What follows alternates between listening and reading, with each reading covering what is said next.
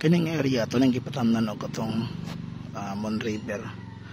So itubo ng uban daray. Kita kanang pundok.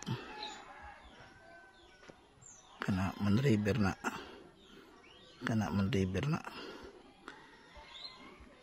Kana Mon River na. So kana mga nagpundok-pundok nga murag kuan humay.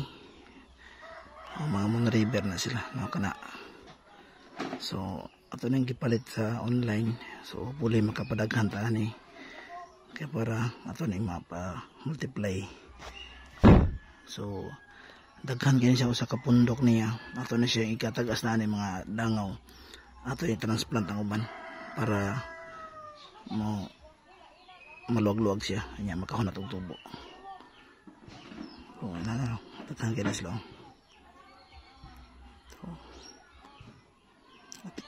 At least makapadaghan na to niya pon. Happy farming!